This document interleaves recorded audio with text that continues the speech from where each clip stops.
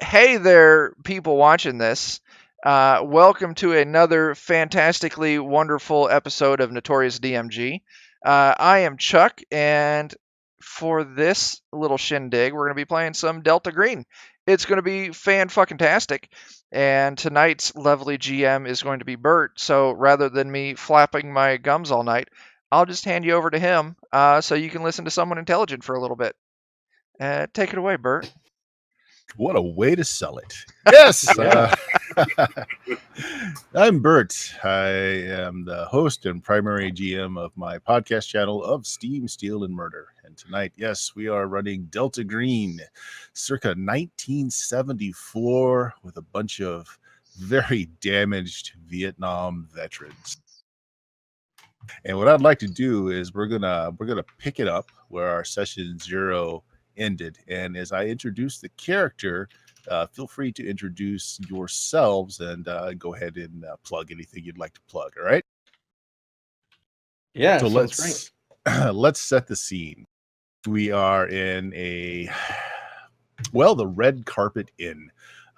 It is a triple level no-tell motel sort of establishment. And as we zoom in on the camera, we find Mr. Kato Okari, who is the first person that has answered the call for a night at the opera. And go ahead and tell us a little bit something about Kato Okari and who you are. All right. So first, I'm going to start off with who I am. My name's Khalil Roberson. I run my own YouTube channel where I give DM advice, tips, and just creative monsters that I create on my own. And I also run a Discord server called Storyteller's Paradise, where we just kind of just hang out and just talk all things in manner of D&D. But on Kato Okari is a Nigerian a Ghanaian American who helped serve in the Vietnam War. You can see that he currently is wearing a brown suit, and he's putting down his suitcase and takes off his fedora when he has this large scar on the left side of his face, crossing his eye. As he's sitting down in the bed, getting a little comfortable, he's just starting to mull over and opens his suitcase. You can see that there are a bunch of masks and makeups, and he's slowly starting to assemble some sort of disguise in order to keep himself outside of the public eye, just in case he and his comrades were to be caught. You get a call on the hotel room phone. The man on the other end simply tells you, expect Doc and expect Brick, and hangs up. Getting a lot more Kurt coming by the ears.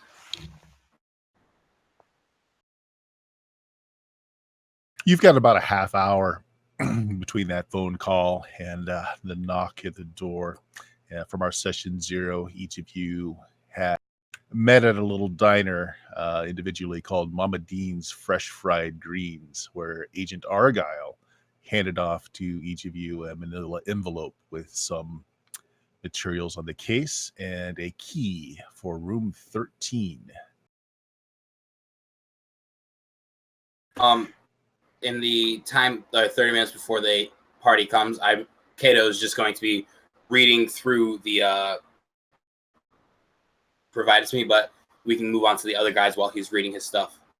Sure, it's mostly comprised of newspaper clippings and a very brief introduction to the case, which we'll save for the introduction of our other gentlemen who are even now knocking at the door. Both of you guys arrived at Mama Dean's Fresh Fried Greens at different times, but it took you long enough to scope out the complex here, this inn.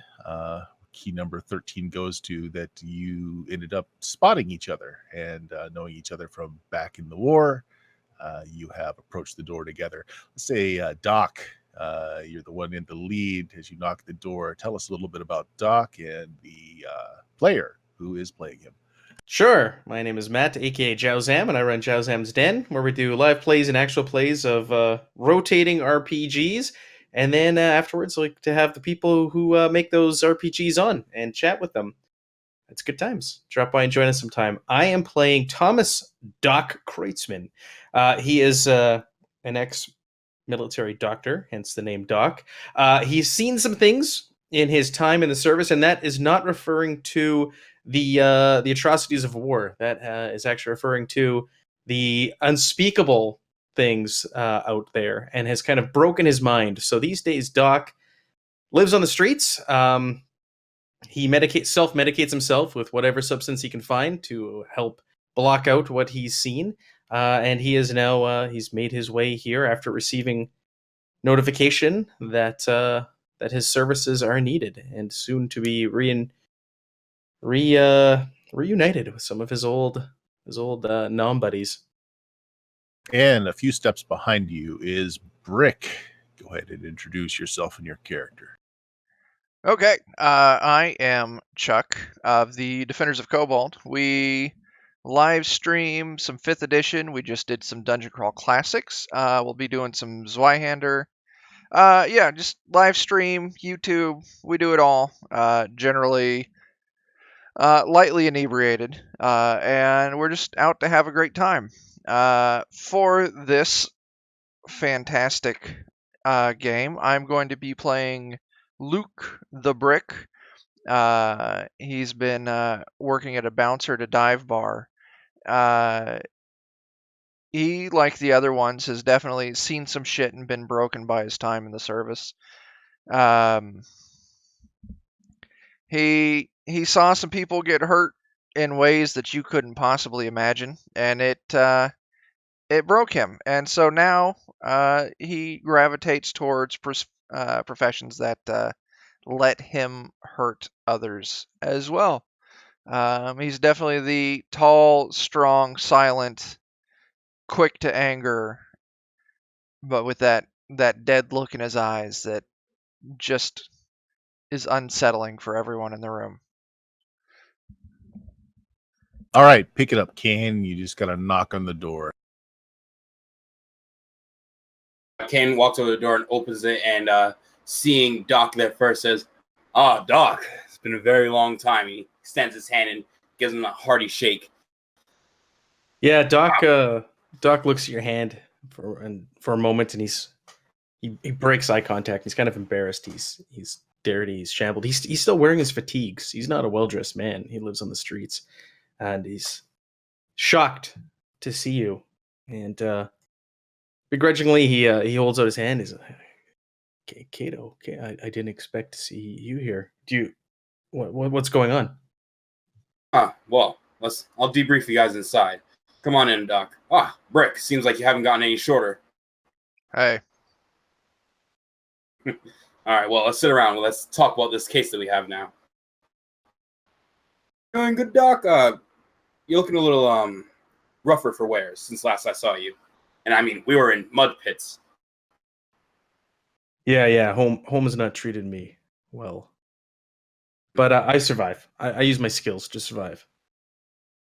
If you ever need anything, I can hook you up with some people. Fake identities give me some, how do you say, leniency with some higher ups. I can possibly get you out of whatever hole you're in. Yeah, I'll tell you what. If we survive this, maybe I'll take you up on that offer. And just for the mission's sake, and in case any of us get caught, just refer to me as Kane. Oh yeah, sure, yeah. The code names. Sorry, it slipped my mind. It's all right, Doc. All right, let's sit around and figure out what we're going to be doing this time at the opera. Before we get started, you got anything to drink in here? I'm gonna be honest. I haven't drank in a little while. I try to keep myself uninebriated, but pretty sure we can call up for something. Yeah, I wouldn't mind a drink to get the edge off, fellas. The room does have a small mini fridge in it. All right, Doc's already wandered over there and helping himself. So it's got the high-priced little miniature bottles of booze that you pay out the nose for, you know. Yeah. He's not even asking. He grabs a glass and just starts pouring whatever cocktail he finds, hard alcohol. He's mixing it and he's drinking it. So let me set the scene of your little apartment here. You're in the middle floor. Are you guys all in Roll20 by the way? Yeah, I am. Yes. Okay.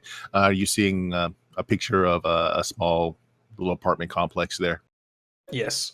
All right. So you're in the middle row, second from the left. The units on either side and above and below you are all empty. Okay.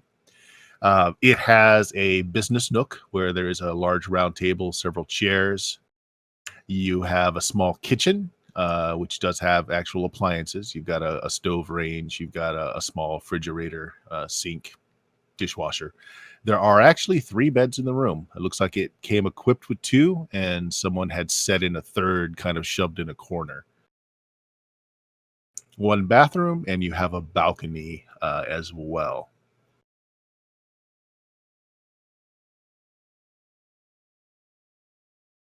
I look over to Doc, say, go ahead and take a drink. I'm pretty sure my name's not on the bill, so Right. That's let's usually not pay for it. yeah. That's usually protocol. I figured we'd be okay. So And he each just of you continues drinking.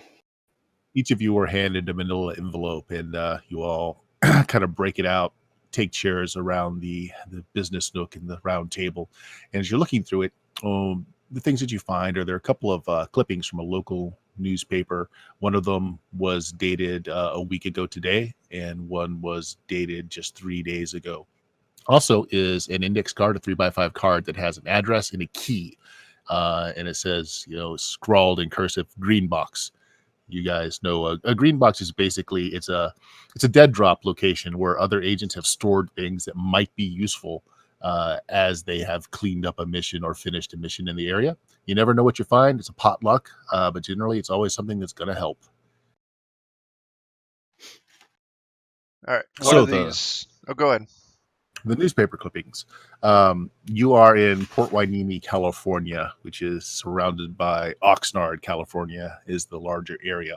First clipping is Fremont Intermediate High School, Oxnard. Athlete Roy Hawkins, who has suffered a tragic car accident just 3 months ago, has had a miraculous recovery, and it has led the Fremont Wildcats to an unprecedented football season. Uh, it goes on to further detail that the car crash left him paralyzed with the spinal column shattered. The doctors had no hope that this boy would ever be able to walk again, and yet he is leading his football team in their all-time winning season. The second clipping is the Hueneme High School head cheerleader Monica Frazier, also making a miraculous recovery after prolonged illness from cancer treatments. The prognosis was dim. They gave her less than a week to live, but she has also made just a miraculous recovery, is back on the cheer squad, and apparently as energetic than she has ever been. Attached to these articles is yellow legal pad where someone has scrawled down a few numbers, which you guys are familiar with. They are police case numbers. Apparently, there were a couple of break-ins in one local library and one local museum. Again, just very tersely written down that out of both of these locations, artifacts and scrolls that Delta Green is interested in collecting or suppressing were stolen, and your agent Argyle, who is your case handler, believes that there's a connection here. Want you to look into it.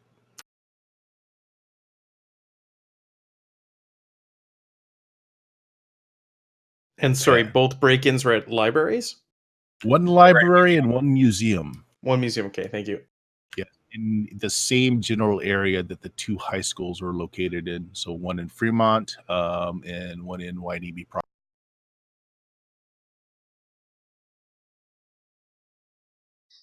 On those What? news clipping articles, does it give dates on roughly when those 2 kids were injured? Actually, no, it doesn't. The athlete Roy Hawkins. They said the car accident was suffered 3 months ago, and then the newspaper clipping was dated a week ago today. And what's the date on the cheerleaders clipping? 3 days ago. And it just says that she had been having a prolonged illness with a bad prognosis. Doesn't really say how long she had been suffering from the illness. Okay, well, it definitely looks like there's a corresponding window of time on these. Definitely agree with that. Doc, anything you'd know about is on the opposite side relevant to this? Well, if you can get me, maybe we can get access to their medical files, and I'll be able to pick out anything out of the ordinary, per se. That might help if you fellas want to do a little B&E. We can get some files, or Break into Kato, the hospital. if you want to do your usual MO, and you can throw on a disguise and walk in there and fool them. I guess we could do that as well. Haven't been Dr. Dave in a little while. Definitely have to crack that identity out. Well, I'm still Dr. Tom. I always am, and I sure as shit try to get away from it, but it just doesn't happen. Well, how about this? Why don't we definitely stick together, but take one of the hospitals at a time. Is have one of us watch the entrance / exit, because I'm assuming the hospital only has one. Two people moving deep into the hospital in order to grab information, and then hopefully be that simple, but it never is. So how do you go about finding out which hospital these two teenagers went to? It's not mentioned in the article. Oh, one of them was in I didn't write that down in my notes. Fremont. Fremont and Wainimi. Right. Yes, that's what. Those are general areas. Yes. So there's probably a number or a couple of hospitals We could do. in each of those areas. We could first raid the police station where this case number is and actually take out the case. Should hopefully state which hospital they're in order to, or never mind, the cases involving the library and artifacts. We could just get ourselves a map of the area, find each one of those locations, and then do a look on that map for any hospitals that lie between those 2 points. Hey, Bert, quick question. How far away is the green box from us? Not far. A few blocks, actually. All right. Walking distance. Thomas takes a giant swig of the drink and finishes it off, polishes it off. Says, "Why don't we see what the others have left us? Let's go for a little walk, fellas."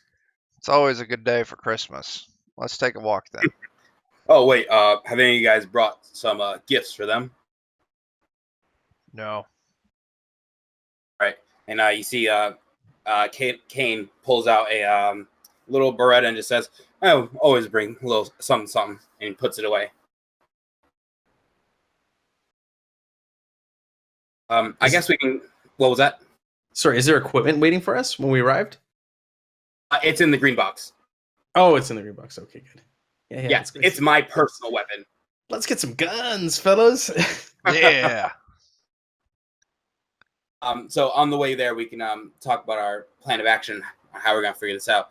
I think another possible thing we could do, because if both of these stories are from the same newspaper company, we could just attack being either the CEO or the editor or whatever, whoever's above them, and try to see if we can squeeze out some more information out of them. Time that we have to be moseying about, and it reduces the amount of exposure we have to potential random things. Even still, that's sticking our neck out quite a bit. Essentially, we've got 3 pieces of information. We've got the kids who made miraculous recoveries, find out what hospital they went to. And then we got the library that got broken into that had you said the scrolls stolen, Bert? What was exactly stolen from the library again? A couple of books and scrolls that Delta Green feels it is dangerous and either need to be acquired or destroyed. Okay. And did it gave us what library it was, or was it multiple libraries? No, it is one library and one museum. The library, again, it's in the 2 locations that the high schools are. So one is in Fremont, and then one is in downtown Wainimi. We could, Museum and then library, respectively. So the museums in Fremont, libraries in Wainimi.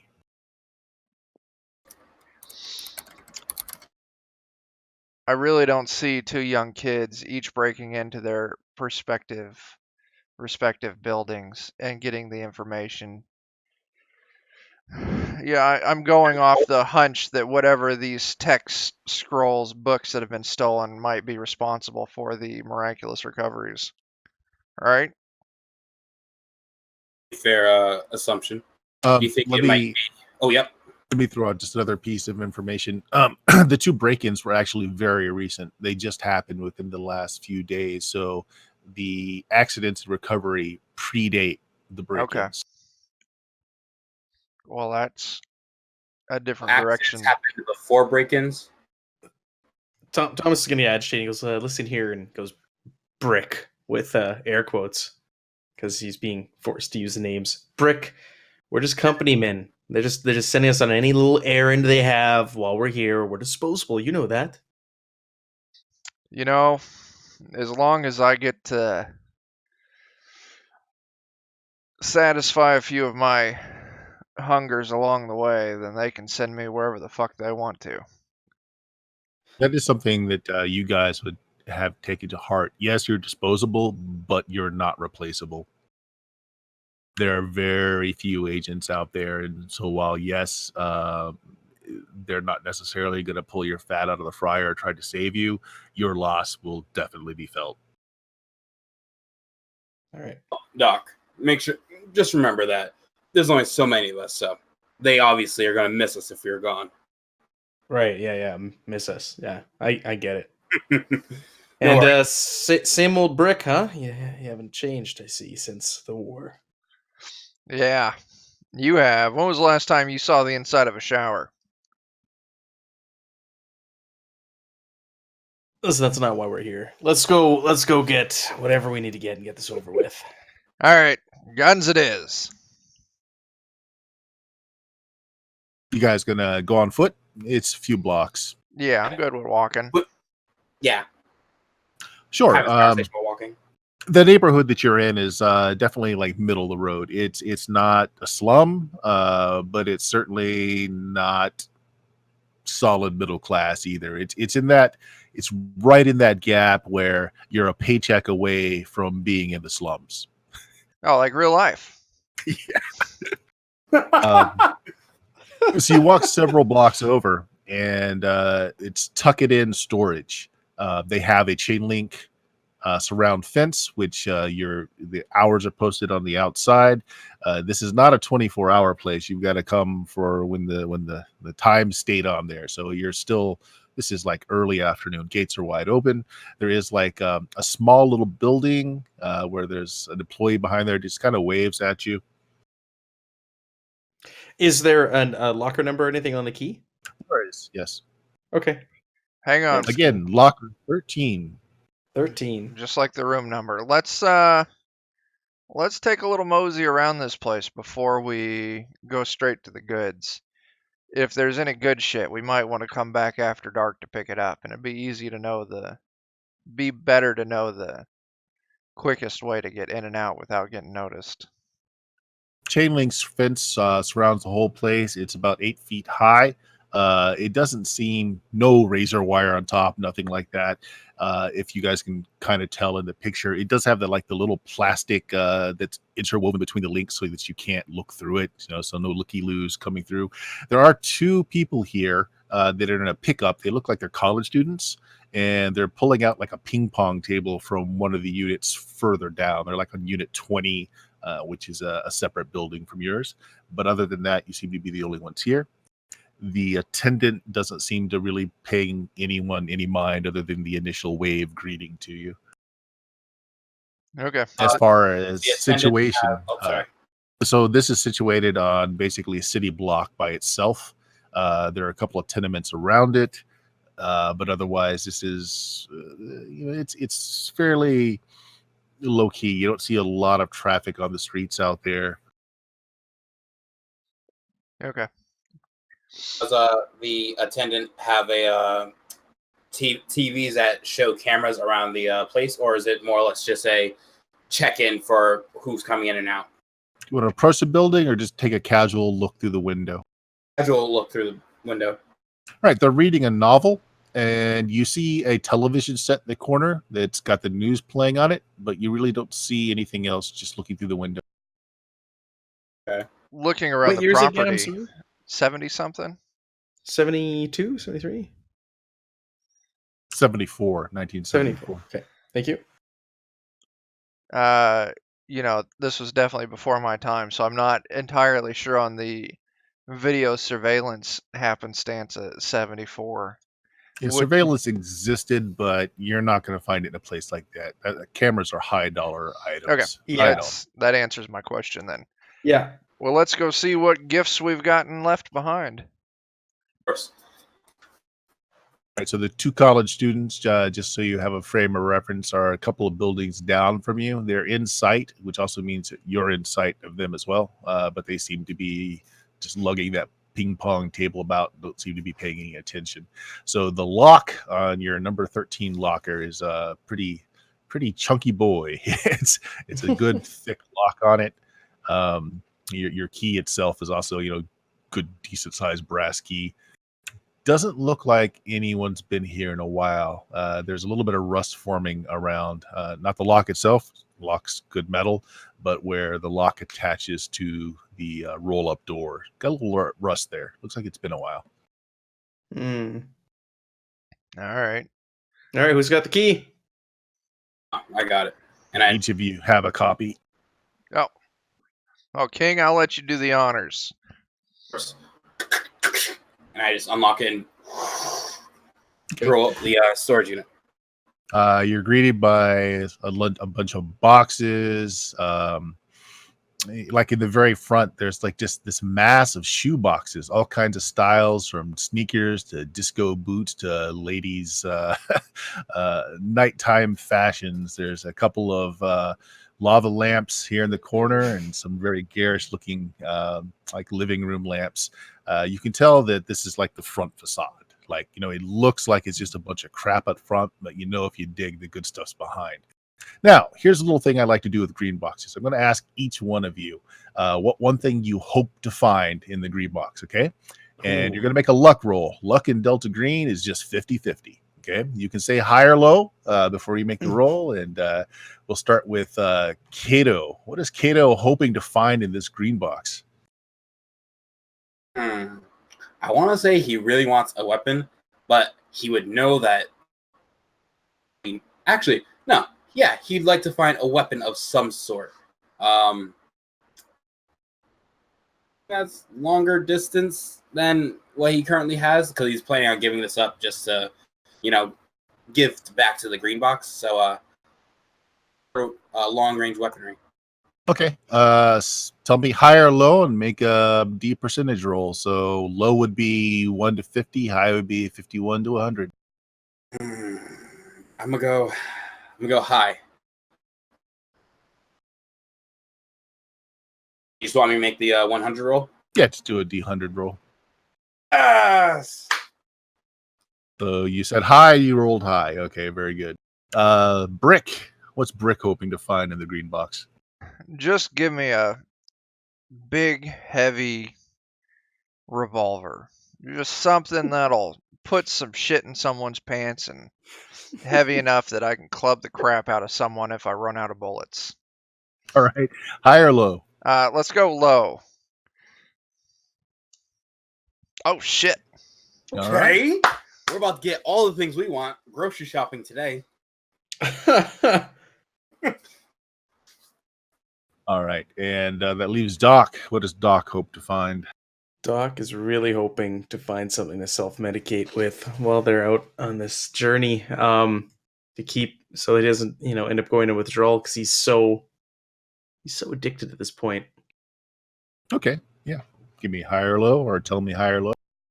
Let's do high. Ho, Doc's gonna be in some rough shape. Oh, man. Don't flip out. Please. Don't wake All out. right. So you pull away large piece of cardboard that's been kind of set up as a facade, and knocking over all these shoe boxes. The shoes are brand new, by the way, and just an odd assortment. But there's almost like a room that you can, after you push aside this little false wall, that you can step through and kind of slide it back if you wanted to give yourself a bit more privacy. So set up in this room is a small round table, and there's a single light bulb hanging from the ceiling that was left on, and it's still on. There is on the table 2 bottles of Johnny Walker Black Label, and there is a message on the table with a knife pierced through it. What's that message got on it? I'll go look at it. I'll take the knife too. All right. Bowie knife, Vietnam era. The note just says, "Have some shots on us and remember the fallen." It's 1961 Johnny Walker Black Label, 2 bottles. I'll take one and I'll hand the other one to Doc. I was going to say, Doc's already grabbed one and he's already sipping from it as you're reading the note. What's it say? Yeah, go ahead. What's it say, Brick? Oh, what does it say? Oh, I'm sorry. You already told me that shit. It says, "Drink up and remember the dead." So I'll pop the Doc top raises off the bottle, this. just cheers, and just takes a giant slug out of this thing. Same. I'll thrust the bottle towards King. You want some? Oh, take a little bit for the fallen ones, and he sort of tries to do a little more of a refined drink, but gets it all over himself, not really paying attention. All right. Otherwise, what's in this room are stacks of neat plastic totes. Each of them has an inventory tag on the outside. So just to save some time, what you find in here, there's a stack of $20 bills wrapped in plastic with some odd stray white dust on the outside. See a stack of $2,000 in cash. The bills are old and worn.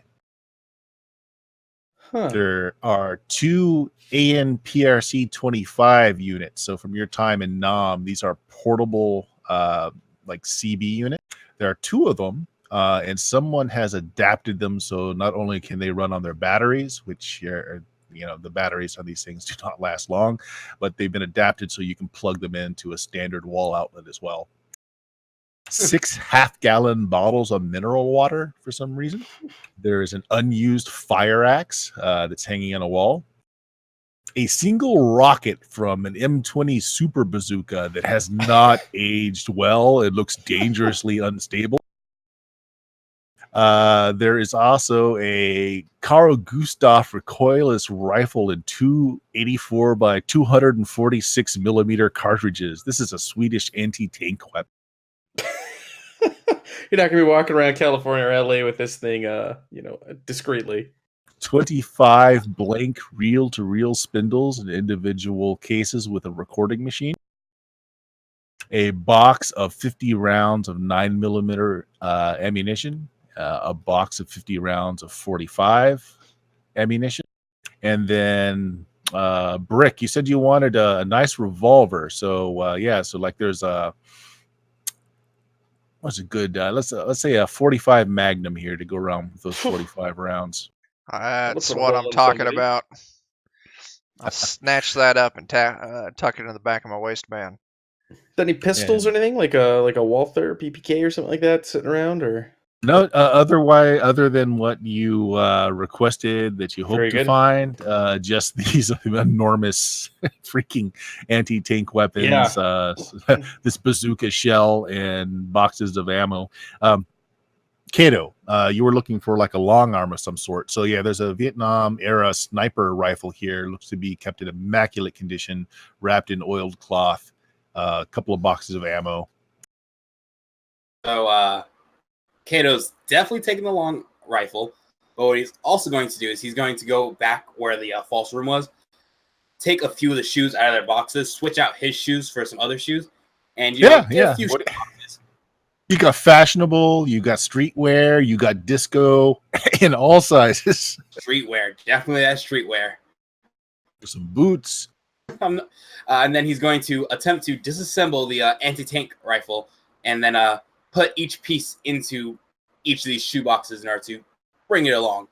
Oh, they definitely won't fit in a shoebox, but certainly you can empty out some of these plastic totes, and you can probably get them in there.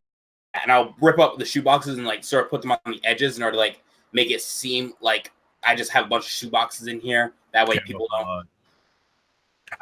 don't. Doc, given your background, that brick of $20 bills is encrusted with cocaine.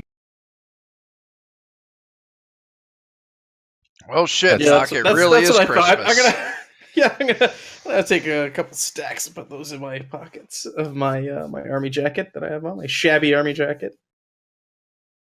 Doc, make sure you grab some of those bills for us. All right? Yeah, no, this is for everybody. Don't worry, I got you guys covered. You don't need to take any cash. It's one bundle. It's one bundle of $20 bills, $2,000 worth, all wrapped in plastic. So it's just the one stack, and it's got that white powder on the outside. He runs his finger over it and then just like rubs it on his gums. Rubs his finger on his gums and he's looking. Definitely a high grade cocaine right there. Definitely. All right, that'll get me by for a while. I feel fantastic, guys. Let's go do this. Oh, you good, Doc? You seem like you're a little full energy now. Yeah, no. You know what? Coming here has just brought me right back into it. I'm ready to do this. All right. Well, let's have another round before we head out, and you see me carrying my 2 large totes. So you guys, you grab the sniper gun, you grab the 45. I assume you grab the box of ammo for the 40. Yeah, I'm gonna toss it into his tote. I'll load the 45 up and then toss the rest of the ammo in his tote. So the anti-tank Swedish weapon has been taken apart and put in the tote. Anything else you're taking? You've got the 2 radio units, bunch of half-gallon bottles of mineral water, fire axe, another box of ammo for a 9mm. Let's. And the dangerously unstable M20 rocket. That can stay right the fuck there. That's our backup plan right there. Seeing as there was nothing dock-sized danger-wise, I'll give him that Bowie knife. Like, here, Doc. Close enough, right? Yeah. That'll do, I guess. And he takes it, kind of flips it, and then puts it, in the small of his back, his pants. I'm actually gonna pick up the axe and say, Brick, just in case the revolver doesn't work too well. You expect me to carry an axe a couple of blocks in broad daylight back to the hotel? Have you seen me? Shoulders, slide it in between your shirt and your back of your shoulder. No one will ever see it coming. Nah, if we want this axe, we'll come back at night and take it. That is a quick way to get the cops called on me. Fair point. Well, side note, also, like, out of character, we're gonna look weird carrying these totes alone, won't we? Like, are we taking the totes with some of the stuff?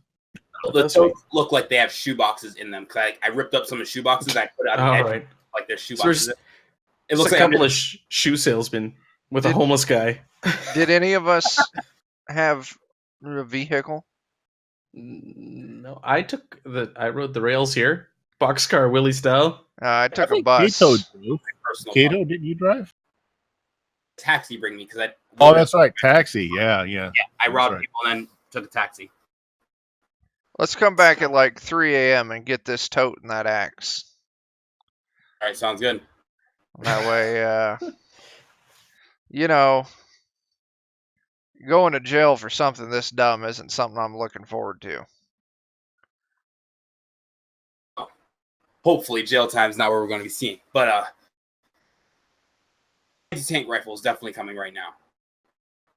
All right, you do you, man. So we're walking down the street with an anti-tank rifle?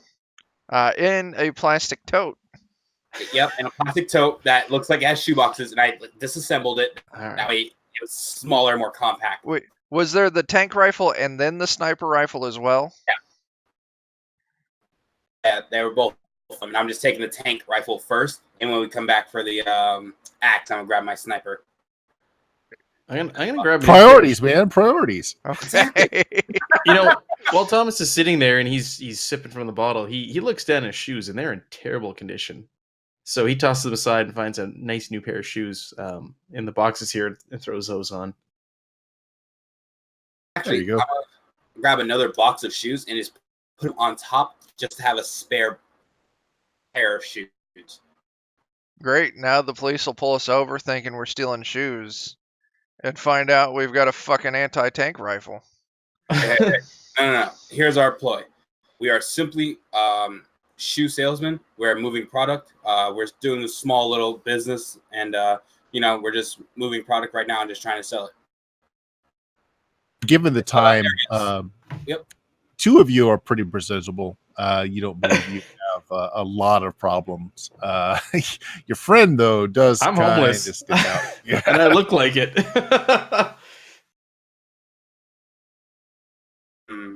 I'm just sitting in the corner drinking. Yeah, you guys are talking, they're chatting with each other, and you look over and you look at me like, oh, we got a problem here. How about this? Let's leave Doc here. I got some spare clothes inside my suitcase. Bring him down here, and you're not so. Or, Doc, why don't you just leave now and we'll follow behind in like 5 minutes? Yeah, I know the drill. I'll tell you what, fellas. I got some money on me now. If we're gonna do this, let's do it right. I'll go to the nearest barbershop. I'll get cleaned up, and I'll meet you fellas back at the hotel. All right? You bring this stuff back there. Stop by somewhere and get you something a little more presentable to wear too. Nothing fancy, but yeah, you know what I mean. Saying nothing fancy. You just see Kato looking down at his suit that has beer all over it, saying, "Yeah, probably is a little too much." All right. So while these two are doing that, I'll find a barbershop in this end of town and sure. So get my beard all trimmed up and hair taken care of. And so the homeless guy who's coked up has coke residue on him with a stack of $20 bills, $2,000 worth, brand new shoes. Is gonna walk over to a barbershop, get some clothing. Give me a luck roll. Declare high or low. I'm also putting my Johnny Walker Black inside the empty shoebox that I took my shoes out of. Even better.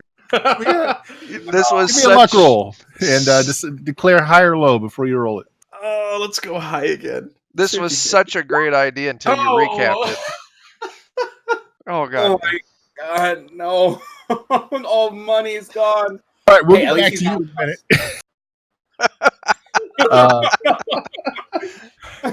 So, what does Brick and Kato? What are you guys doing? Well, Kato's going to carry a tote, and I'm going to walk back to the hotel room. All right, good enough. You guys get a call about an hour and a half later.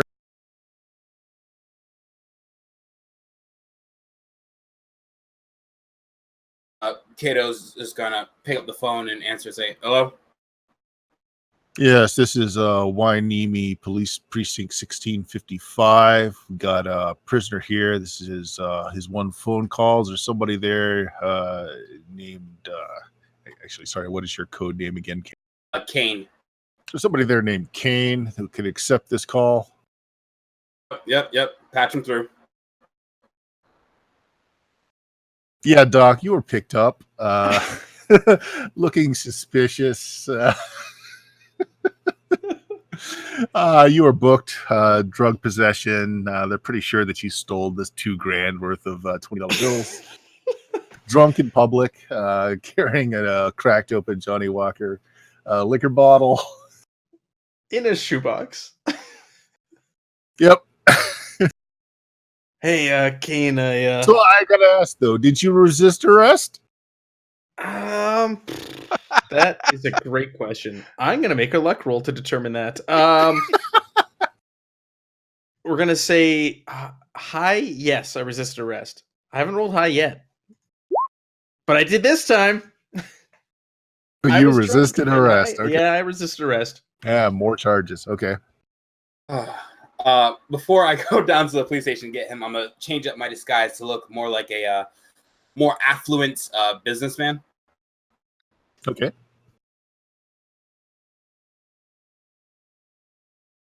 And Sure. go down Take there. a cab. Brick, are you going along as well, Brick?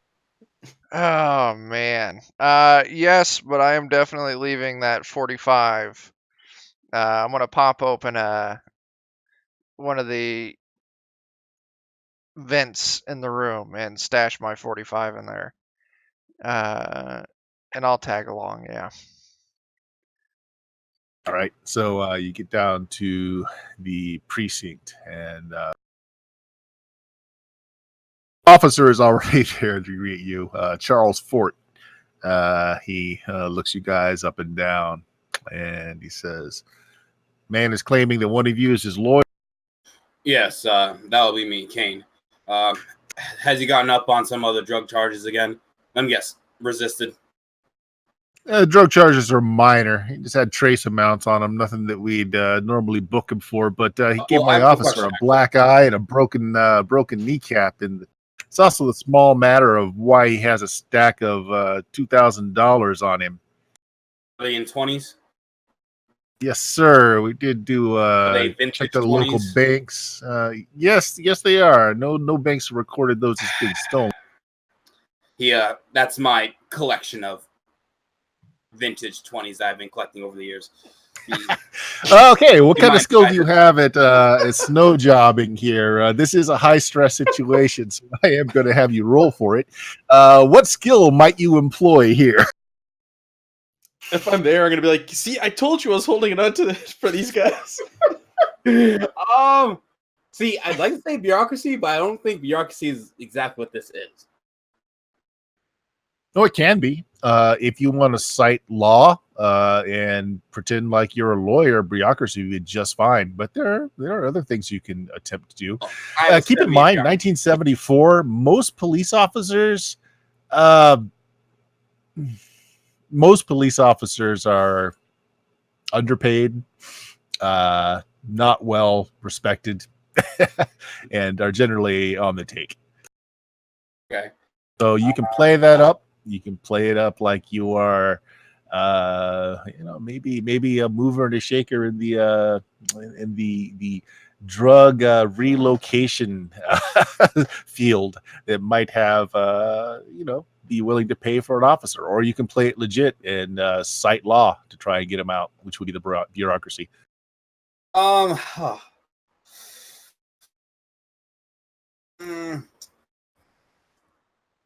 Just try to stay the clean route first. So I'm just gonna try to use that in order to weasel my way out of this. Sure. What I like people to do is make the roll first and then let that inform your role play. Okay. Okay. So go ahead. So far, again, the biggest problem they're having is the guy assaulted their officer. The drug charges are minor. He didn't have enough on him to be considered distributing. So it's just normal circumstances. Just normal roll, no penalty. Wow. You did really well. I have a plus 70 in bureaucracy. Sure. So you know that the biggest problem here is the fact that he assaulted an officer. Minor to that was the unusual amount of cash that he has on him, but being older bills and none of those serial numbers popping in the system, it is minor if you can explain it away. So go ahead, role play that out. You did great, by the way. So have at. Yeah, officer, those 20s, I've been collecting them, and my grandfather's been collecting them as well. It's just been a family tradition of ours in order to collect those.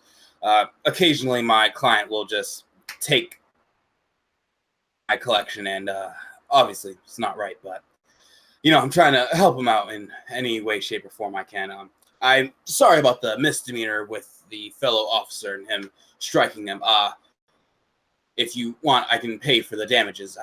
I go back to my bank, but we don't need to make this any too big of a hubbub. I understand paperwork is going to be pretty large on this one, so if we can just call bygones be bygones, ensure that he won't be around this side of town without me at the very least, or my security guard over here pointing towards Brick.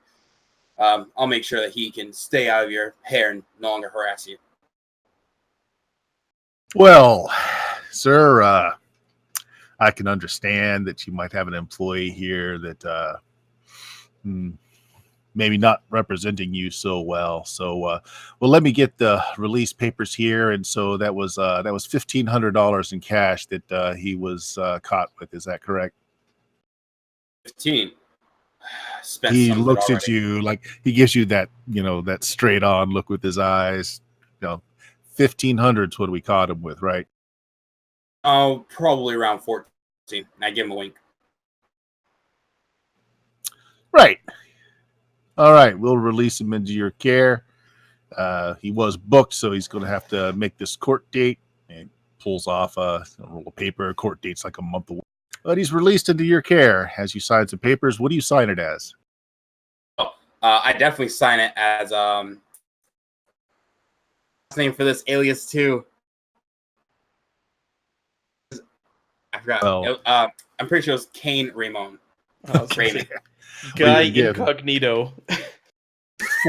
Yeah, $1,400 in cash is handed back to you, and he doesn't even ask for your ID when you sign off your. Thank you very much, officer. Pleasure working with you. And I give him a hand, extend my hand out for handshake. He shakes it. Here's my card. Hands you the officer's name on there, along with his badge ID and a phone number on the back. If you ever have any problems with your collection again, feel free to give me a call. Most definitely, sir. Now I'm gonna have to talk to my person over here. Yeah. Doc, do they haul me out? Yeah, they haul you out. You're just starting to come off of that cocaine high. You're getting the jitters. You're getting that bug crawling sensation on your skin. Am I in pretty rough shape too? I'm assuming they probably beat the hell out of me. Oh yeah, heck yeah. So I never got that haircut either, did I? Nope. Now I have a black eye, my teeth are bloodstained, and I'm all bruised up. Doc. Come on. Yeah, God damn it. Come on, look at your mess. Yeah. He'll turn around and shout, I told you it was their money. I told you I was holding on to it for them. Hey, Doc, look. Come on. Look. Sorry, officer. Let's clean you up. Let's get you fixed up and make sure you get off this whatever you're on. Yeah, just get him out of here. No worries, officer. Fascist to say you treat a man who served your country. Oh no, Doc. It's all right. Let's just do a cut scene where you take the doc out and get his hair cut, get him some more presentable clothes. Say it's late afternoon by the time you get back to the All right, and yeah. So late afternoon, we get back to the inn, right? yeah, you're back at the hotel. If there's anything you want to actually do otherwise while you're out, let's do the quick montage where your buddy Doc got. He's still got a shiner, his lips fat, but otherwise he looks presentable now. Are you gonna reveal to Doc that you paid $600 to get him out? No. Long sleeve shirt to hide the track marks. Yeah. He'll make himself a cocktail when he gets back to the hotel. So, definitely one, silver lining on Doc being a dumbass here. We just got a cop that gave us his phone number that said if you need help. Didn't we need to get some police records on a break-in at a museum and a library? I think that's the case. What city are we in right now? You're in Wainimi. And the library happened in Wainini, so he should have it. The library was Wainimi. Well, let's call him tomorrow. Give him a little bit just too obvious. All right, let's also not lose any more of our cash because we're probably going to need it for this cop. Well, I think dollars should suffice. What was that again? I think another $100 should suffice. They already got a pretty big payroll for $600. Man, maybe we'll get lucky and they'll only want $100. Let's hope. Let's hope. But maybe we should check out the hospitals tonight and see if we can.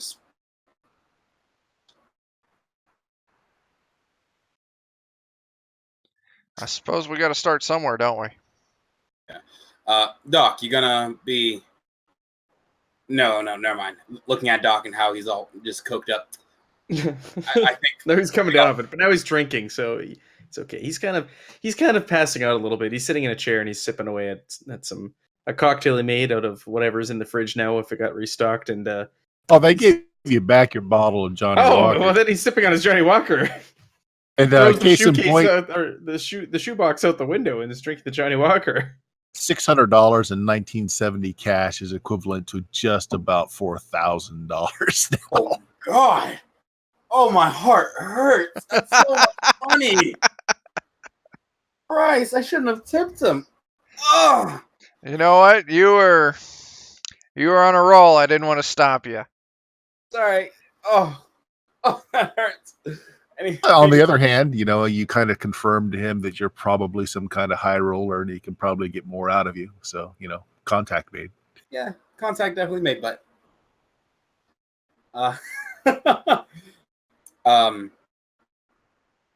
do a little bit of a gambit. Doc, why don't you drink the rest of that bottle and we can order up another one. Nice and drunk. Provide a small distraction for the slip in as one of the doctors. You don't have to tell me twice. Maybe Wait. If we're sneaking into the hospital, why are we getting our medical expert drunk before we go in there? If anyone's got a rat's ass chance of pretending to be a doctor and getting us where we need to go, wouldn't it be Doc? would. Yeah, he's just sitting in the corner drinking. Yo, that's why I'm here. Would have a good Also, just to save some time, while you were out, it would have been easy enough to pick up a map and look at the area. So you're looking at Wainimi General is likely where Monica was having her stay for her illness. I would say yes. He would probably be best to get through with being a doctor. He says, "Give me one of those white coats and a stethoscope, and I'll do the rest." All right. Well, how about you give me that bottle over here and I'll play the drunk. Distraction, you go in, get medical records. Maybe we can have Brick over here. You know, if we're going to sneak into the hospital and you're going to pretend to be hurt, maybe it'd be worthwhile if you look kind of hurt. No, Brick. I haven't been hit in a very long time. Already kind of scarred up face, less scarred, but I'm not going to hit you. I'm just going to take that knife and put a cut on your scalp above your forehead. Well, I was thinking what we could do. Less blood, where to perceive myself being drunk. Maybe get a little bit drink alcohol on me, perceived, and you can smell it on my breath, and just cause a large ruckus. That way, the nurses cause a big commotion. That way, Doc over here can slip in easily without much confrontation. The RFID scanner. RFID scanner wouldn't be around in 74. Oh yeah, you're right. You wouldn't. But I agree with everything in that statement except for less blood. Well, what we could do is have me go in first. Kick me out, obviously, for being drunk. Maybe have you go into throw down and fight. Make sure you don't look. Or a hospital is kind of a public building. We could just walk in there. Maybe find a locker room and Yeah, Thomas goes. I think Brick's got the right idea here. But Kate, you don't have in your little bag of tricks there. You don't have a doctor get up that you could just give me. Of course, I have a doctor get up. Well, throw it my way. Let's go. What's your disguise skill at? Disguise skill. Who Thomas is? My Kate. disguise skill is at 10. All right, but you're the one who has the disguise kit, right? Yes. Yeah, you got disguise at base, so you're actually not you're not very good at it, but we can say that you actually have a pretty good kit together. I'm good. Okay, sounds good. Sounds great. Sounds really great. So give me my way coat. Give me a stethoscope. I'll do the rest. All right. Do Brick's plan. Get you in there. Do a overnight challenge and sneak in, find a locker room, stay in there all night. When hospitals don't really close, do they? not They the don't good close, my ones. This is the general hospital, so no, it's going to be open 24/7.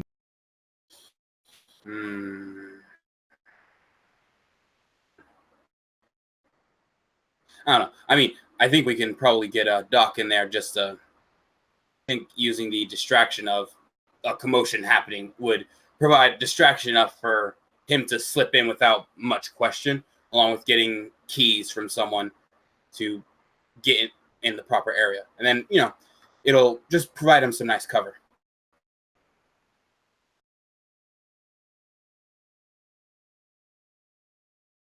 What do you think? Yeah, we'll get there and see how the cards fall. The action happens when you say go.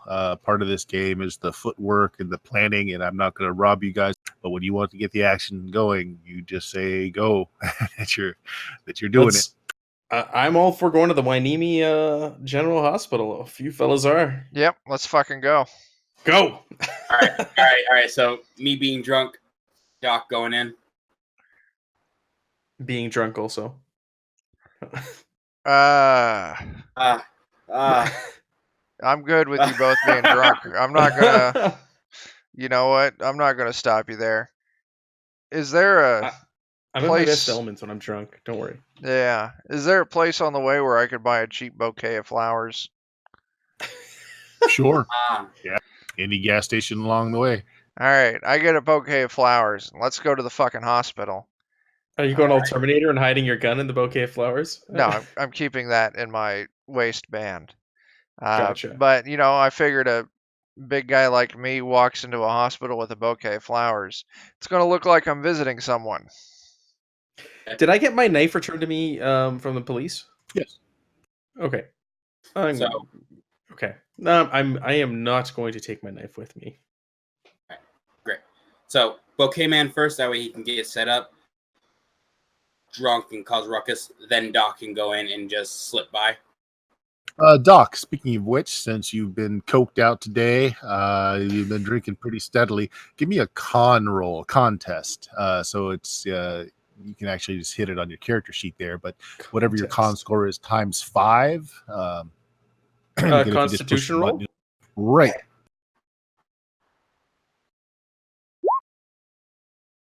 Yeah, you're good. The alcohol has actually successfully kept you even since you haven't been partaking of your drugs of choice. The alcohol's just enough to even you out. Yes. All right. Are we taking a cab there? Are we all taking a cab together? What's the plan? Because we don't have a vehicle. How far was this hospital from where we are? It's a good ways. You're going to need to take a taxi to get there or the bus. They've got a good public transport system.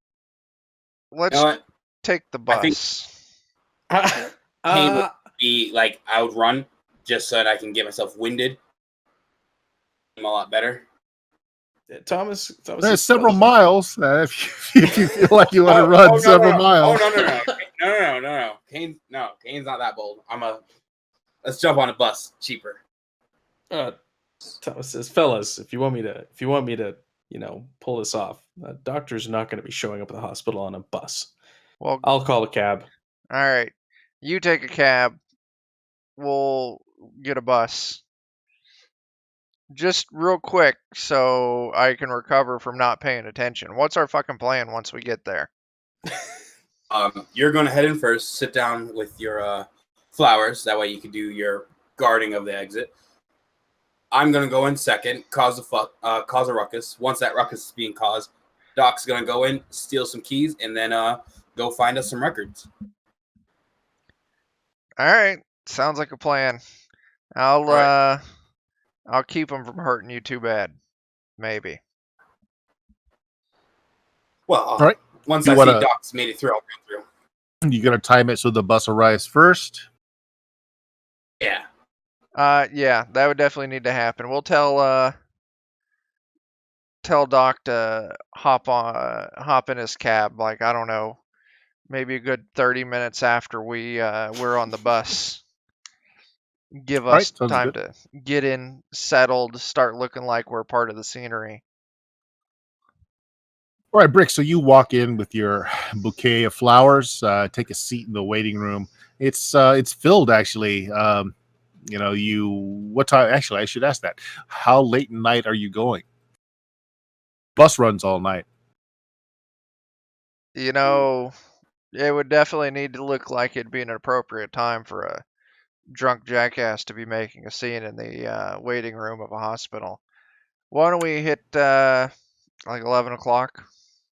Yeah, I was thinking that too. 11 o'clock. Right, Brick. So you walk in with your bouquet of flowers. You sit down in the waiting room. There's a bunch of people here, chain smoking. Some people just walking up and down, kind of pacing. There's several people sitting in the chairs waiting to be seen by a doctor or a nurse. Some of them holding, like obvious stab wounds. Head trauma, that sort of thing. It's a 4-year-old kid that's like mostly naked, playing with some toys on the ground with a mother who got track marks up her arms. Eyes are just kind of vacant. There's one harried nurse that's behind the station. It's being very, very curt, not impolite, but not very inviting to people as they come up. One thing you notice coming in is that the parking lots are pretty full. This is a 4-story building, and you do see a cop car pulling away as your bus departs. Okay. Any signs on-hand security in that waiting room? You're actually not seeing any as you walk in. You're not seeing any security out here. I mean, you do see some orderlies every once in a while, some well-built young men in white hospital scrubs that are occasionally there to help wheel people out in wheelchairs or to help people back to a doctor, but no actual security. All right. I want to pick a chair in the waiting room where I can see the entrance coming into the hospital and then also see the passage moving out of the waiting room into the area into the treatment area, I guess. The words aren't coming to me for the exact. No, I got you. You're trying to keep your sight line so you can see coming and go. Exactly. And I also want to, go up to one of the little end tables and pick out a magazine that would look like it'd be semi-appropriate for me to be thumbing through. And I'm just going to settle in and keep my eyes peeled while trying to look like I'm semi-engrossed in this magazine, trying to ignore all of the other occupants. Well, the big thing in the news right now is the coming impeachment of Nixon.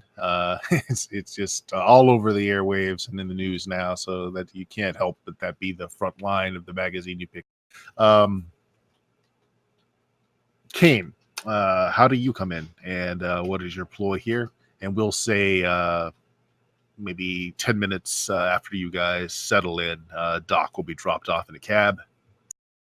Actually, what Kane would have done is would have let Rick go in by himself and would have waited outside the hospital, just sort of pacing around and sort of looking inebriated, just to get ready for the role. And when Doc's cab pulled up, then I'd go in and do the show. Okay, there's actually several nurses out here that are smoking, having coffee breaks, that sort of thing. They steer clear of you, but no one's shooing you. All right, so go on in and make the magic happen. Hey everyone! Kane begins screaming. How we doing today? Oh, that's one hairy nurse over there. I move over to the front counter where a nurse is and just plop myself on the front desk. Where you got all this hair from? Did you just crawl out of your skin? And he just starts playing with her arm, her arm hair and whatnot. This is Thomas's cue, or Doc's cue, to stroll on in and Sure, the nurse is like having none of it. As soon as you put your hand on her, there's a she hits a buzzer under her desk, and she just looks deadpan at you like this happens 10 times a day, and she talks into the mic. Code blue at the nurse's station. Blue? Nah, black is the color. Black's the color, lady. Have you ever been with the black man? You know what they say? Black is black and black. Does she have keys on her? Take a quick look down. Yes, she does. Would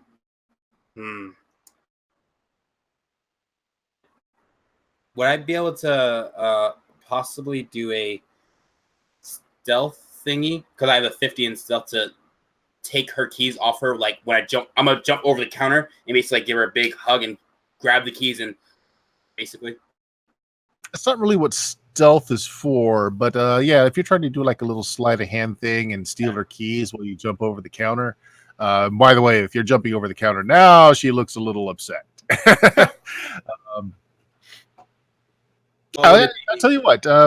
Just tell me what that looks like. So what I do is as I'm just grabbing her arm, she pulls it away. I'm just gonna literally hop over the counter, just give her a big, massive hug, and as I do, I'm gonna reach down and grab those keys, and then I'm gonna wait for her to start pushing me off, and I'm like throw myself back onto the counter and like throw the keys back in Doc's general direction. All right, you trying to do this on the sly though? I want to make sure that the key taking is not noticed by her at all, but me attacking her is being very obvious. Yeah, I tell you what. Do you have a skill in sleight of hand or anything like that? It would be a write-in under like art. So if you didn't take that, just give me a dex roll. So that would be your dex times 5. You can just hit the button near your dex. Times to see how smooth this is. Yeah, I'll take that as an easy because she's more concerned with the fact that you're hopping over the deck. It's a quick pitch to Doc. Doc, you just kind of catch it on the backswing, stick it in your pocket as you walk in. Orderlies are now coming out of the elevator bank. So there's 2 banks of elevators as well as a stairwell. Again, this is a 4-story. Orderlies just kind of rush right past you, Doc, to the yelling man that's now confronting the nurse behind the desk. The nurse is actually like no nonsense. She just pulled out like a leather with a lead shot Kosh, and she's proceeding to beat you across the head and shoulders with it. How bad this came? Actually, yeah, Kane's gonna go all the way through because he's gonna keep Doc's out. So, if she's gonna fight me, I'm and start throwing down like hard with her. Okay, so what happens here is you're basically going to do unarmed combat. So you're going to go ahead and roll. She's going to go ahead and roll. Whoever has the highest number is the one who actually does the damage. All right, I rolled my unarmed combat. All right, she failed. You succeeded. So what are you doing? You're just gonna beat her back, punch her, kick her? I'm gonna take the thing that she was striking me with, and as I grab it, I'm gonna hit her with I'm taking an elbow and just crack her across her nose, and then trip her so she's on the ground. And just start wailing on her until the orderlies come, and just continue going. And as soon as the orderlies come and pick me up, I'm gonna punch one of them in the face and just sprint out of the room as fast as I can, because I think that'll give Doc enough time and get me out of trouble. Sure. So you're making a big old commotion back there. You crack the nurse upside the head. Um, Bloody nose. Guy just gets flying all over this place. The orderlies try to grab you and subdue you, and you're just kind of just trying to keep them all occupied. Meanwhile, Doc, what are you doing? And Brick, what are you doing? Go ahead, Brick. You've been sitting there for a while. I'm definitely watching with amusement as the orderly starts beating the shit out of Kane. I would definitely start to consider like maybe I need to intervene to drag him off before he gets beaten too badly, but then he makes a run for it. I think I would definitely use this distraction to slip into the door following behind Doc. Definitely not looking like I was with Doc, but far enough back that I can give Doc some cover if he needs it inside. All right, so let's say so the nurse is behind this little like horseshoe shaped desk, which he Kane jumped over to start all of this. So the orderlies did the same thing. They jumped over to try to subdue him. Cracks the nurse upside the face. I'll just say you can go ahead and slip away from the orderlies since your whole point in this scene is to be a distraction. There is a door behind the nurse's station. Or you can just hop back over the desk and just just run around. Where are you heading? Where are you bringing the mayhem? Situation, because I don't want it to last too long for the cops to come. But police response time's slow. They're pretty far. And keep in mind, you just saw a police car leave as you were coming in. There. What I'll probably do is I'll bring the mayhem. Throw down with one of the orderlies just to, get the energy really high. Try to see if I can beat the hell out of him. Maybe knock him down. And then I'm sprinting away. I'm just running in any random direction. Okay, so I need to know whether or not you're going to the door or just anywhere but the door. Going out. Okay, good enough. Outside of the hospital, going where the nurses were smoking to, throw them all off, try to beat down one of the orderlies, and then sprinting away. Sure. Tell you what, go ahead and do me another unarmed combat roll. If you succeed, you'll break free of the orderly, and you can do that. If you don't, against his roll, then you're going to be bogged down, and Brick might need to intervene. Oh no! Wow, that's a critical failure. Oh. Yeah, the orderly is just a big gorilla of a guy. He grabs you by your arms, and the other two just grab you around the waist, and they take you down. Brick, so you see this. Oh god. Ah, shit. I'll run up and like, hey, I can help you with this jackass, and I'll try and scoop up Kane and toss him over my shoulder. Well, okay. Okay, so there's three orderlies, like literally laying on top of them, just pounding him. The nurse holding her bloody nose is she's like trying to stomp on his head with her high heel shoe. I'll just fucking. So explain to me how you want to try and get to to poor Kane here. Oh, that's a mess right there. We're gonna have to come in hot then. I'm just going to fucking freight train through them. All right. Go ahead. Give me a combat roll, unarmed combat roll. I'm going to say that they're distracted, so I won't even give them a roll. You just need to succeed. Combat roll. Oops, let me bring up the sheet. Oh man, where the hell is that at? Skills, and then all the way to the right, unarmed combat. Hang on. Skills, all the way to the right. Unarmed combat. Did I do good? No. Oh, you critically failed as well. Fuck. Wow, this is spiraling out of control. We're all going to jail. Explain how this looks in the worst possible way for you. Oh man. I'm gonna run up. I'm trying to find a good place to break into this group of orderlies to free Kane. I'm going to trip, and the gun's going to pop out the back of my pants and land on the ground in front of us. I think is that kind of a good way to fail that? that's a great critical failure. And I'm just going to stand there with oh shit. Yeah, and some of the people that are waiting in the lobby see the gun go flying, and they start yelling, "Gun!" People are yelling, they're rushing out. Well, you guys certainly have provided a great distraction, Doc. So what are you doing now, Doc? I am just strolling in and not even getting involved in any of this. I'm going through the door and to the other side. I'm going to, when I get to the other side, I'd like to grab. There's usually like a little tray with charts of people who are waiting in the Sure.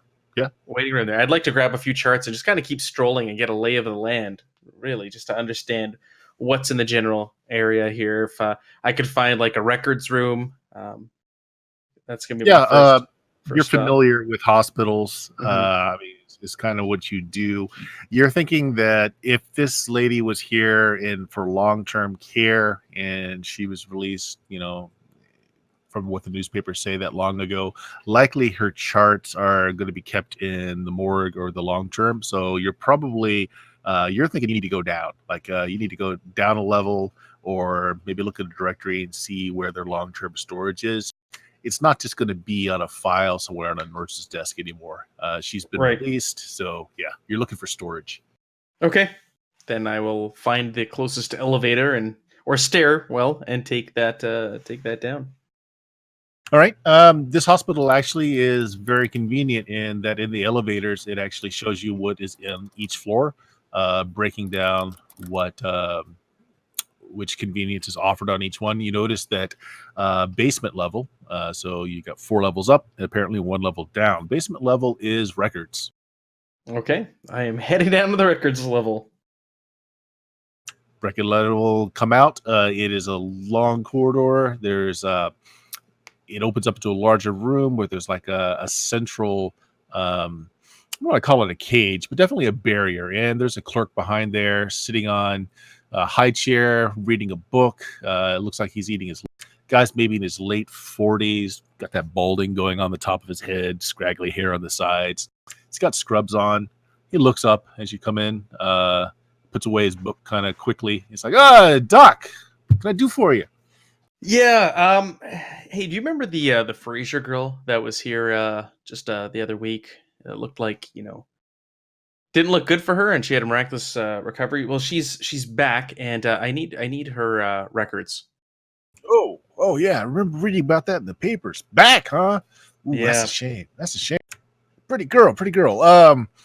Yeah. It's like a month ago, right? Yeah. Give me a minute.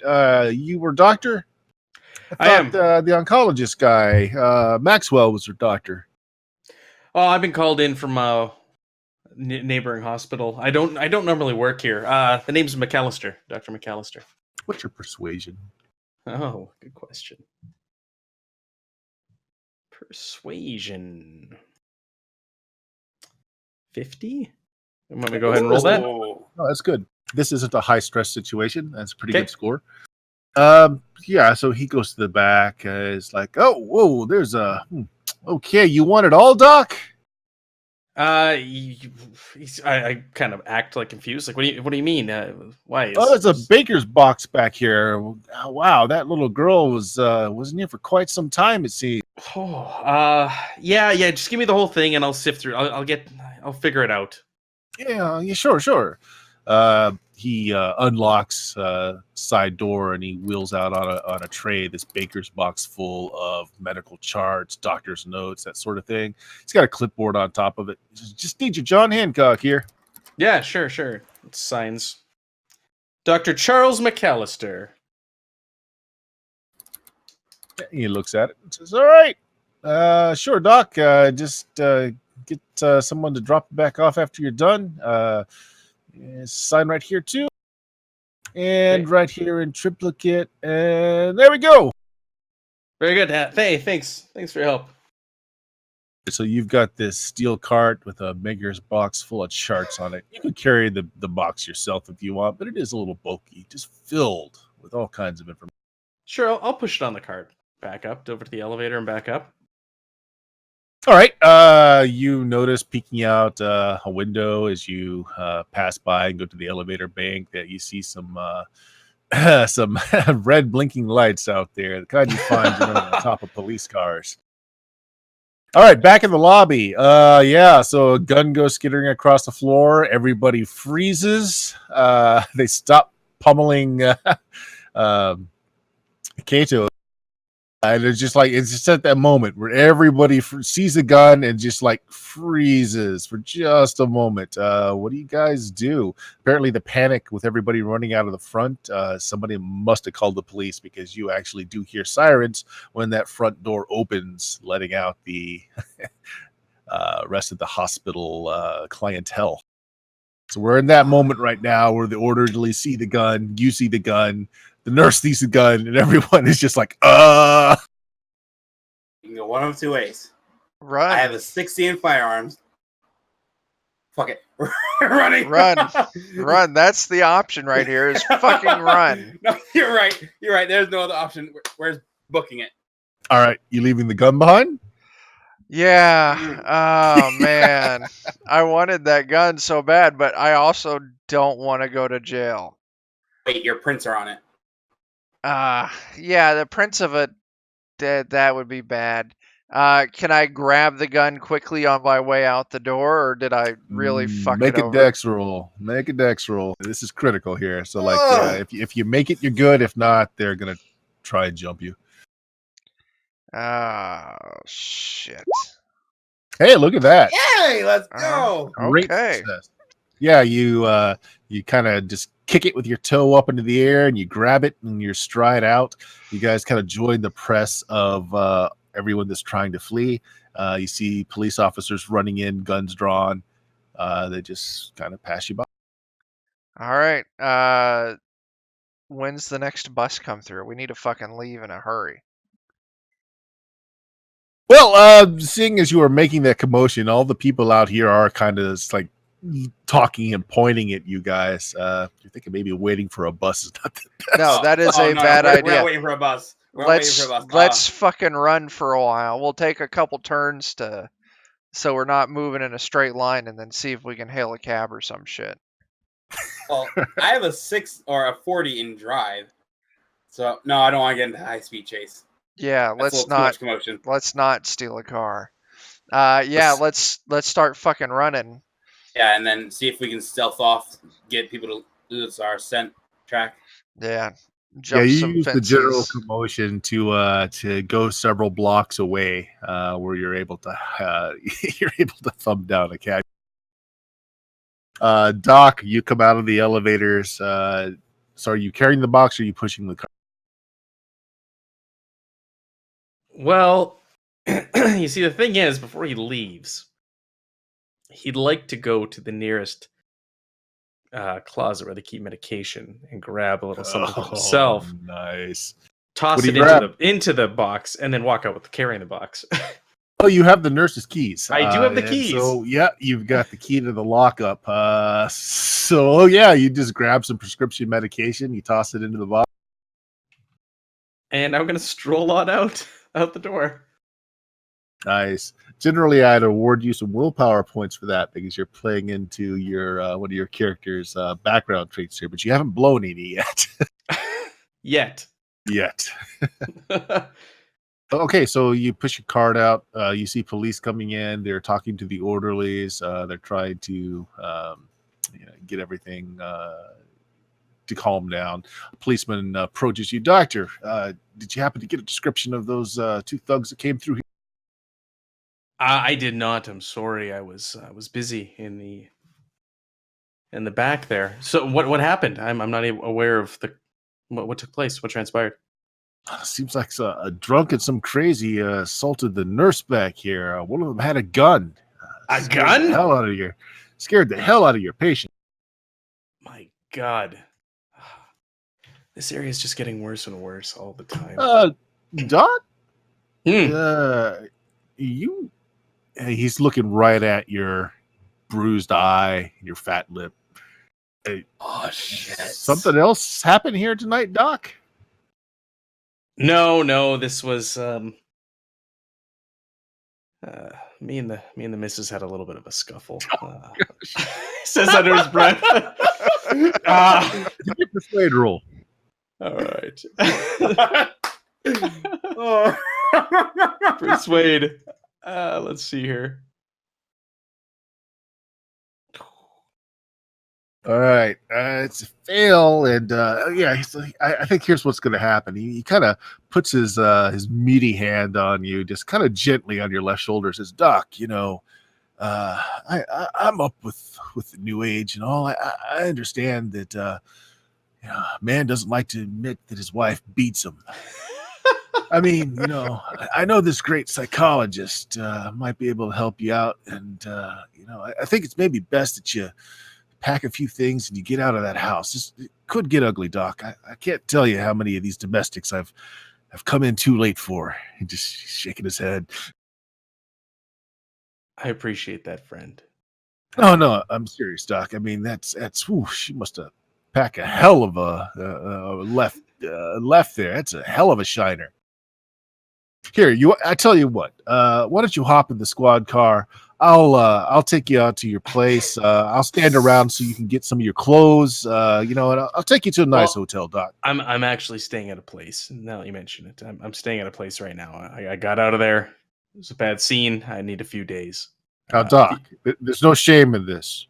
No. If you want to give me a ride there, I'd be more than appreciative. All right, Doc. It looks like my boys got it handled here. They'll track down those drunks. It looks like nobody was hurt there. Nurse has got a bloody nose, but hey, she's in a hospital. Should be good, right? Right? Yeah. Oh, policy, Doc. You're gonna have to ride in the back, I'm afraid. But yeah, just where you stay. I'll give him the address of the place that we're at. Okay. Oh, Doc, that's I thought you guys got paid better than that. Listen, it was late at night. I was in a bad place. I just stopped at the first place I found. It's temporary. I'm not living there, okay? Nice. You know, I hate to say it, but since you failed that roll, here's what's gonna happen. So we're failing forward with this here. Sure. The rest of you guys have managed to be able to thumb down a cab, and you're getting back to your place. Oh no! One of you. No! Let's have Brick do it. Brick, make me a luck roll. Let's see if you actually get there just as the officer arrives and he recognizes you. Just tell me higher. Oh, shit, man. Oh, no, Brick. no, we're doing so good. High. We're going high. Oh. All right. Yeah. Okay. All right. Do you come in before Doc gets there, or do you come in after Doc gets there? I'll let you. With our running, I would say after, like running and then hailing a cab. And I don't think we would have had the cab take us directly to the hotel. I would have suggested it takes us a few blocks over to somewhere inconspicuous that would. All right, good enough. Then you guys will actually see the police car pull up and Doc come out with his baker's box full of paper, and the officer again is like, "You ever need a friend, Doc? You know, local bar, bunch of us guys hang out. You know, he gives you that little tender tap with his fist. Yeah, there's more of us out here that have that same problem. Yeah, no shame in it. No shame in it, man. I appreciate it. What was your name again? McDougal. McDougal. Pleasure to meet you. John. Yeah. John I mean, McDougal. be so formal. Charles McAllister. Pleasure to meet you. You too, Doc. You take care. Thank you. Thank you again for your help. All right, you see him get on his radio. He seems to be just calling in his position. He waves you off. And after the cop car goes away, you guys can come out of the shadows. I'm going to take a second to recognize we got into the worst shit ever. and then Doc, the freaking coked up drinking alcohol, just gets scot-free, gets a nice ride from a police officer, gets a nice conversation, gets his number. Like, wow, we got the shit end of the stick here, Chuck. Yeah, this is. Oh man. Now all three of you have like black eyes, bloodied lips. Fucking nurse. God, that hurt. I still got my pistol though, so silver lining, boys. That's So we're great. pouring over these documents because we need to get some info. All right. So here's what we're gonna do with this. Just to save time, I'm gonna have you guys make some skill rolls, and you can all three do it as you're pouring through the different records, trying to find out what you can. Okay. What skill did you want us to roll? Well, let me think here for a minute.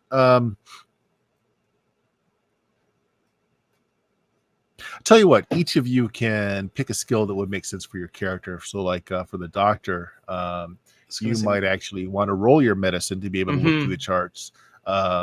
Bureaucracy would be a great one to roll too, just to look at all the forms, look at the track of the insurance, that sort of thing. So you guys choose. You tell me what each of you individually are looking for.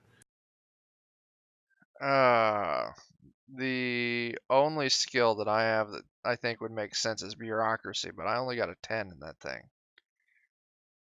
Again, if you think laterally with the skills, so you can kind of make a skill fit for the kind of thing you're looking for. I mean, you can just do a general search if you want and just look for anything that stands out. That would be fine. You can do the bureaucracy if you'd like. I am going to do medicine. That's what I'm going to do. Yeah, go for it. Just go ahead and give me a roll. Once you guys decide, go ahead and give me a roll on whatever it is you're looking for. I'm going to do a bureaucracy, but what I'm going to try to look for more in detail, hopefully is in this pile of papers, is who visited her. Okay, visitation records. Very good. Okay. Bureaucracy, don't fail me now. Woo! Hey. I think I will just go with that search. Just sure, yeah. Anything that stands out. You're just looking anything that stands out, right? Yeah. Oh wow! Nice you only roll. have a 20. Wow, that's All good. Right. Yeah. We'll go in reverse order there. So Brick, you're basically just charting down. You got your legal pad out, and you're just taking down critical information like who her doctor was, who saw her, who treated her. That sort of. So here's some information that I'm going to give you that you found. Okay. All right. Okay, so the doctor for Monica Frazier. Give me a second here. I got to look up my own notes. Malcolm Fields was her doctor, the entire stay that she was there.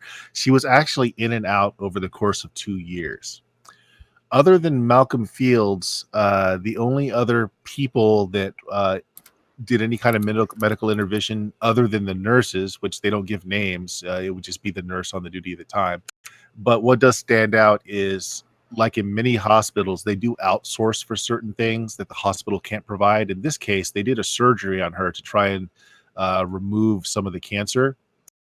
And they had a anesthesiologist that was hired by a company. It does give the anesthesiologist's name, but it also gives the company's name as Critical Gas. Oh, that sounds. And the anesthesiast's name was Daniel Watson. Malcolm Fields, Daniel Watson were the two named physician and anesthesiologist that worked with her. Okay. And the surgery was at the hospital, but they outsourced the anesthesiologist? Yes. Okay. Was the company he worked for? Critical Gas. Yeah. So Khalil, looks like you passed too, and you were looking specifically for a visitor. Yes, the entire visitor log for all of her stays is there. Mostly parents, grandparents, a boyfriend, and you're noting names. Okay, as I'm saying this, you're noting names down. Several people that were apparently with her with the family's insurance company, and the family doctor visited, but in a non-advisory capacity, just as a friend of the family. You get this list of names. What kind of doctor is he? The Just a psychiatrist general practitioner, just like a family doctor, somebody that you'd go to if you broke an arm or had the flu. Anything below needing a hospital for. Okay. And Matt, looks like you failed. Great. Well, I was looking for the treatment history and then any inconsistencies or anything that stood out. So Okay. I obviously don't find anything. Yeah, just the general. She had cancer. The outlook did not look good when she first came in. They thought they could remove it. It grew back, so she was in and out several times. The last notes on there were that they didn't expect her to live another week. They did one last ditch surgery. She had a miraculous recovery after that last surgery. Okay, so medically, fellas, this is a miracle. I couldn't find anything that would stand out or seems out of place in our records when it comes to treatment. So sharing our findings, is this last surgery, was that the surgery with this outsourced anesthesiologist? Every time they've done a surgery, in her case 3 times, it was all done by the same company, Critical Gas. The actual anesthesiologist was different. The one that was part of the miracle was the Daniel Watson one, was the last one that was on the notes. Just so my notes are correct, the break-ins at the library and the museum happened.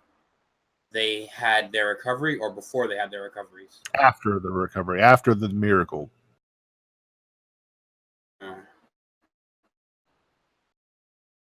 Feeling like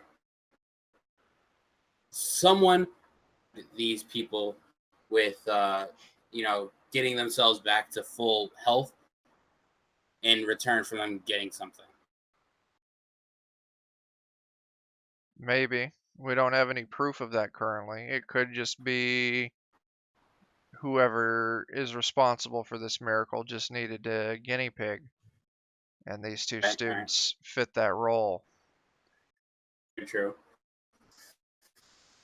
On the books or the scrolls and artifacts that were stolen, or do we have little to no information on them?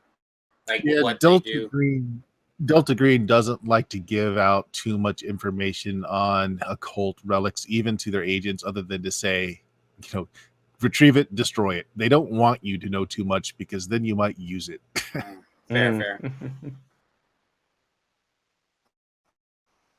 But I have a suspicion on this Daniel Watson guy for Critical Gas. Same thing. Is there any information to be had on that company? You have the company's letterhead. You have the bills that they sent to the hospital, so you've got an address. It's in Oxnard, which is the larger city that surrounds Port Hueneme. It's also where the Fremont Intermediate High School is located as well.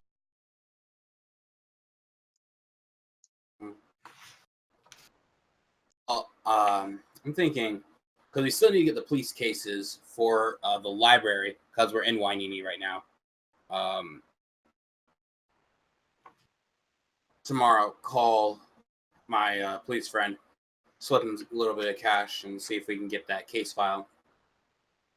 So, my knowledge in how Delta Green operates, our task in this is the recovery and destruction of the documents, right?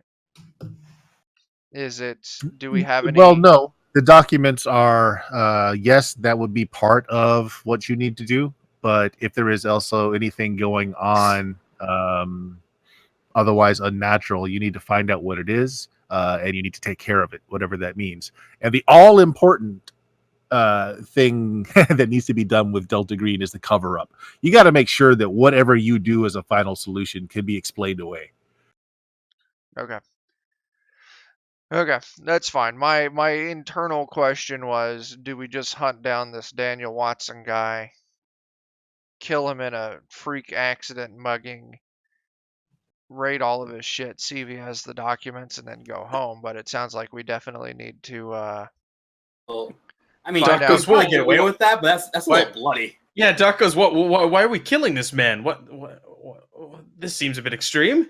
well, we're I not agree with Doc. currently, but it was just a thought. Of course. So yeah, it definitely sounds like more research. We probably need to confirm with that kid with the broken back if he had the same anesthesiologist. Well, what we can do is give a call to that cop, see if I can get the files for the Wynini. We can then go to Fremont. Fremont. Go to Fremont. Yeah, get the police. Why don't you call your friend? Get the police records on the accident, and then we'll know where they took him after the accident as well. Which hospital he was taken to? Was the accident that he had in Wynini, and then he was taken out of Wynini to Fremont? I believe the boy lives in Fremont. Yeah, but we're in Wynini right now. That's where the police officers are. So I don't know if they'd have that information. I'm sure money can motivate him.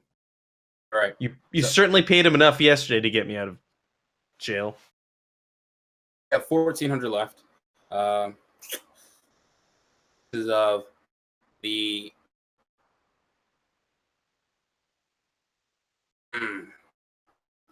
We may have to kill this cop.